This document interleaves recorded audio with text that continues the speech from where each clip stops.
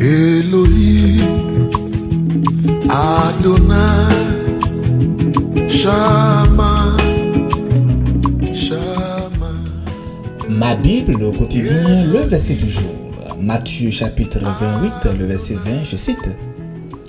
Et enseignez-leur à observer tout ce que je vous ai prescrit. Et voici, je suis avec vous tous les jours jusqu'à la fin du monde. Fin de citation, glorifions le Seigneur. Alléluia, bien-aimé dans le Seigneur Jésus-Christ. Est-ce que tu te souviens de la dernière fois où quelqu'un t'a dit de ne jamais t'abandonner? Ces promesses humaines, aussi sincères sont-elles, ont en fait leurs limites. Mais aujourd'hui, notre verset du jour nous dit quelque chose de très précieux. Nous sommes ici sur la montagne en Galilée. Jésus vient de ressusciter. Il a vaincu la mort, nous dit le verset. Devant les 11 disciples, notez bien là, ils ne sont plus 11 parce que Judas n'est plus là. Et le maître confie sa mission ultime, qui n'était pas du tout un conseil, mais c'était un mandat divin. Il dit dans les versets 18-19, je cite, « Tout pouvoir m'a été donné. Allez, faites de toutes les nations, les disciples, les baptisants, etc. » Donc, c'est très précieux. Et au travers de notre verset, nous devons noter quelques éléments clés. Premier élément, il dit « Et enseignez-leur à observer tout ce que je vous ai prescrit. » Donc cela fait suite à ce qui précède dans les autres versets qui précèdent. Qui sont donc ceux-là qui sont habilités à enseigner tout ce que Jésus avait prescrit? D'abord, il s'agit des apôtres, des témoins oculaires de la résurrection, mais aussi par extension, tous ceux-là qui ont reçu l'enseignement apostolique. Aujourd'hui, c'est toi, c'est moi, c'est chaque disciple authentique qui devient porteur en fait de cette transmission.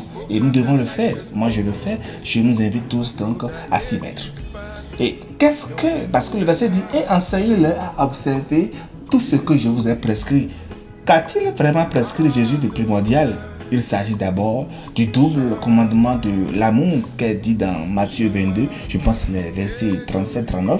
Il y a aussi le pardon des offenses, la foi authentique qui devrait donc être très précieux, et également la compassion pour les petits et les rejetés, la justice du royaume, pour ne citer que ceux-là, parce que tout ce qui est en fait dit dans l'enseignement du sermon sur la montagne est très capital. Deuxième élément que nous devons retenir au travers du verset qui dit « Et voici, je suis avec vous tous les jours ». Le « je suis » ici, vous savez que c'est le nom divin révélé à Moïse, n'est-ce pas? Et Jésus affirme ici qu'il est le « je suis ». Et il continue en disant « Je suis avec vous ». Ce « avec vous » là implique que sa présence est permanente avec nous. Et il dit « tous les jours ».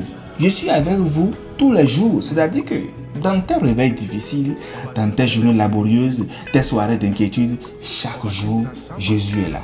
Et troisième élément pour finir, jusqu'à la fin du monde.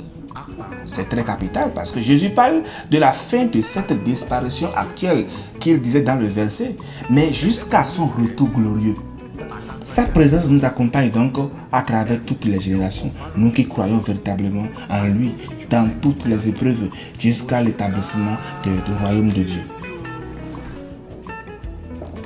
Mais au travers du verset, bien aimé, la question qui peut déranger, qui peut être posée est que si Jésus est vraiment avec nous, pourquoi avons-nous l'impression que tout va mal des fois? Bien aimé, attention, Jésus n'a jamais promis l'absence d'épreuves. Il a dit, dans le monde, vous aurez des tribulations. Mais prenez courage, j'ai vaincu le monde. Jean 16, verset 33. Donc, sa présence n'élimine pas nos défis. Sa présence nous donne plutôt la force pour les traverser victorieusement. Les disciples ont vécu persécution, n'est-ce pas? Emprisonnement, martyre, mais jamais seuls. Nous avons d'ailleurs lu que Paul, dans sa prison, a chanté. Étienne, sous les pierres, a vu les cieux ouverts. Donc la présence de Christ ne nous épargne pas les tempêtes et nous rend insubmersibles. Donc bien aimé, pour tout et chacun de nous, chaque matin avant de sortir, nous devons proclamer que Jésus est avec nous aujourd'hui et nous allons marcher avec lui. Et face à nos difficultés quotidiennes, nous devons nous rappeler que ce n'est pas nous seuls contre le problème, mais c'est plutôt Jésus avec nous ensemble. Prions ensemble.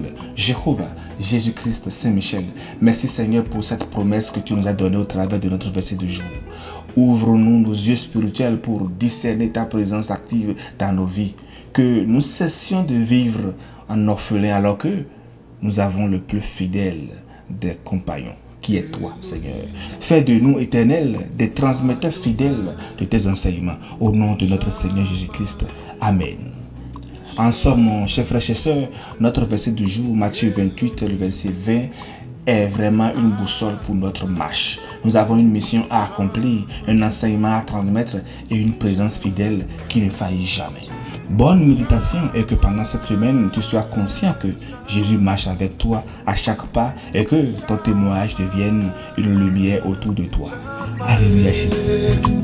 You are Elohim, Adonai,